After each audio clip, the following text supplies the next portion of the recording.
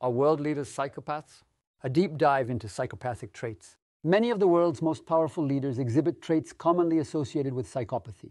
In fact, some experts believe that certain psychopathic characteristics can be beneficial for political leadership. These include fearlessness, the ability to make bold decisions without hesitation. Dominance, a natural inclination to take control and command respect. Immunity to stress, the capacity to remain composed under extreme pressure. But how can you tell if someone is a psychopath?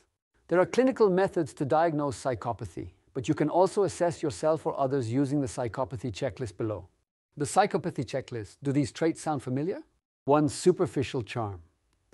Psychopaths have a way of effortlessly charming people, making friends easily, and blending into different social circles. 2. Grandiose sense of self-worth. They believe they are superior to others, often displaying arrogance and entitlement. 3. Need for constant stimulation. Psychopaths despise boredom and always seek excitement, often engaging in risky behaviors.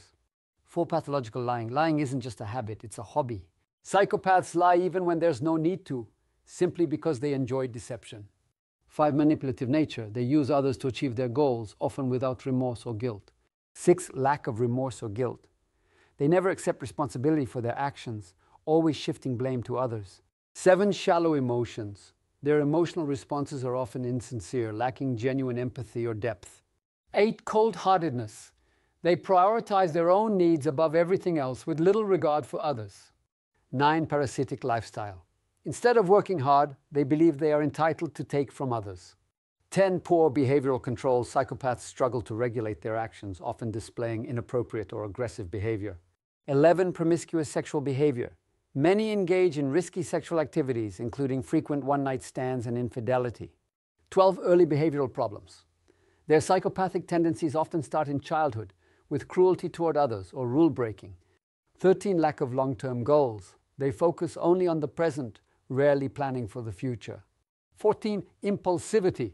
They act recklessly, often making rash decisions without considering the consequences. 15. Irresponsibility. They fail to fulfill commitments and ignore the consequences of their actions. 16. Failure to accept responsibility. Even when clearly at fault, a psychopath will never admit wrongdoing. 17. Multiple short-term marriages or relationships. They struggle with long-term commitment and frequently betray their partners. 18. Juvenile delinquency. Many psychopaths exhibit criminal behavior from an early age. 19. Revoked conditional release. If they've been in trouble with the law, they often fail to comply with parole or release conditions. 20. Criminal versatility. They are skilled at engaging in different types of criminal activity without getting caught. What do you think? Now that you've gone through the checklist, do you recognize any of these traits in yourself or someone you know? Share your thoughts in the comments. The Hare Psychopathy Checklist, PCLR, is a widely used diagnostic tool in psychology and criminology. It includes 20 criteria with each trait scored on a scale of 0 to 2. 0. The trait is not present at all. 1. The trait is present to some extent. 2. The trait is fully present. The maximum possible score is 40 points. So how many points indicate psychopathy? In the US and many other countries, a score of 30 or higher is considered clinical psychopathy. In Europe and Israel, the threshold is slightly lower, usually 25 points or more. What if someone scores lower?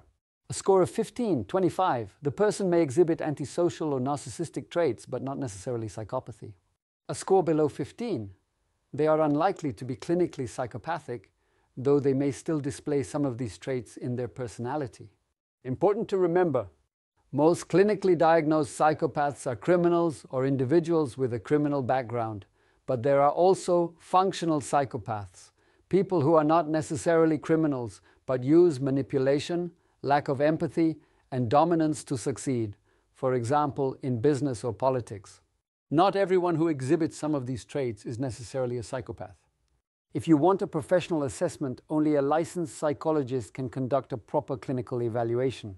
Don't forget to like, subscribe, and hit the notification bell to stay updated on more thought-provoking content. Thanks for watching.